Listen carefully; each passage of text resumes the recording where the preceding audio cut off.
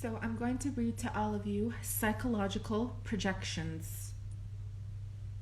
What this video is intended to do is to awaken you into your own psychological projection of what you do to other people, be it coworkers, family members, anybody that you love, anybody that you hate. Understand, people in your life are mirrors to you so that you may awaken and realize what I'm about to read you. Psychological projection is the process of misinterpreting what is inside as coming from the outside. It forms the basis of empathy by the projection of personal experiences to understand someone else's subjective world. In its malignant forms, it is a defensive mechanism in which the ego defends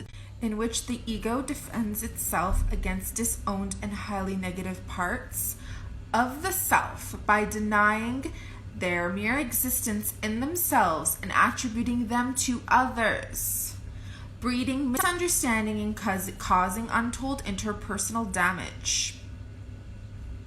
A bully may project their own feelings of vulnerability onto the target, or a person who is confused may project feelings of confusion and inadequacy onto other people. Projection incorporates blame shifting. I think you all know what I'm talking about. And can manifest as shame dumping. Projection has been described as an early phase of introjection. Listen to this. The Babylonian Talmud notes the human tendency toward projection and warns against it. Do not taunt your neighbor with the blemish you yourself have. Religious people of the Christian faith believe that in the New Testament, listen very carefully, Christians, Jesus also warned against projection. Why do you look at the speck of sawdust in your brother's eye and pay no attention to the plank in your own eye? Why? How can you say to your brother, let me take the speck out of your eye, when all the time there is a plank in your own eye? You hypocrite. First take the plank out of your own eye, and then you will see clearly. Remove the speck from your... Projection was conceptualized by Sigmund Freud in his letters to Wilhelm Fliess. And I'm not German, so I'm sorry if I'm not pronouncing anything correct here. Further defined or refined by Carl Abraham and Anna Freud. Freud considered that in projection, thoughts, motivations, desires, and feelings that cannot be accepted as one's own are dealt with by being placed in the outside world and attributed to someone else. What the ego refuses to accept is split off and placed into another. And this is very important word and information, because there are so many religious people, spiritual people.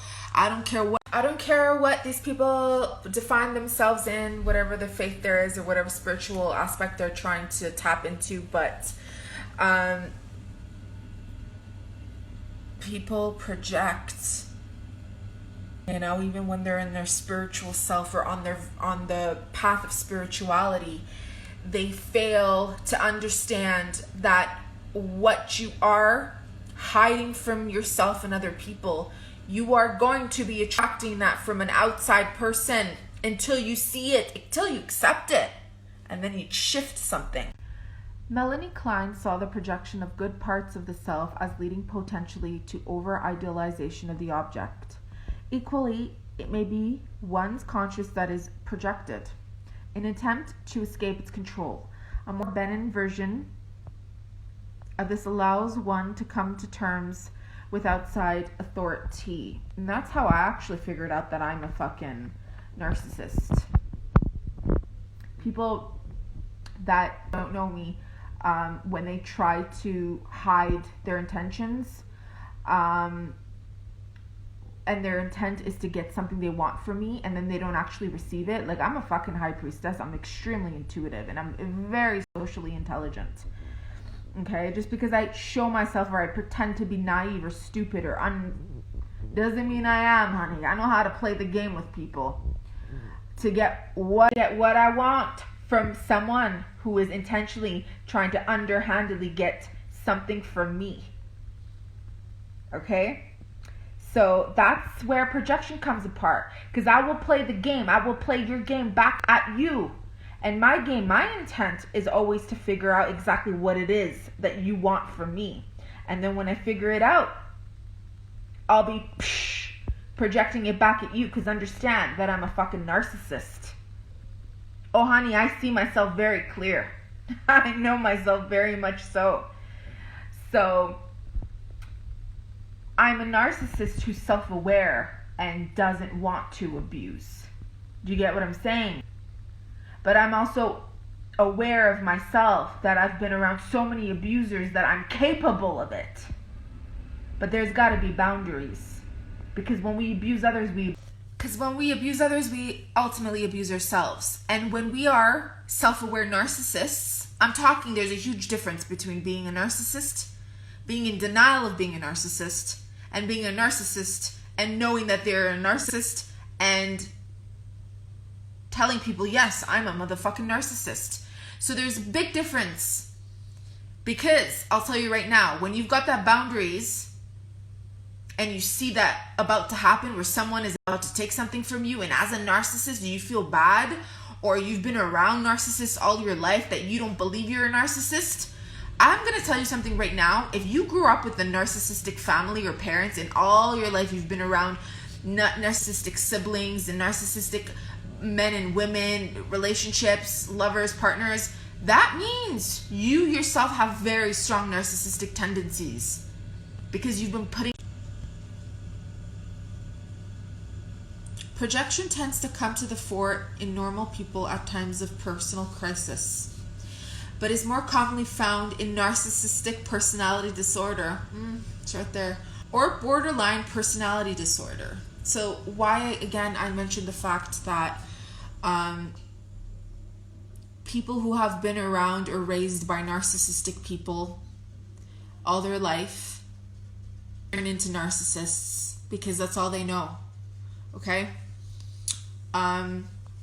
Again, I'm someone who has very much been aware in a sense that when you flip the coin, it's the same fucking coin. Maybe it has two faces. Maybe it has two different sides, two different appearances, but it's the same coin. All right? Carl Jung considered that the unacceptable parts of the personality represented by the shadow archetype were particularly likely to give rise to projection, both small scale and on a national international basis.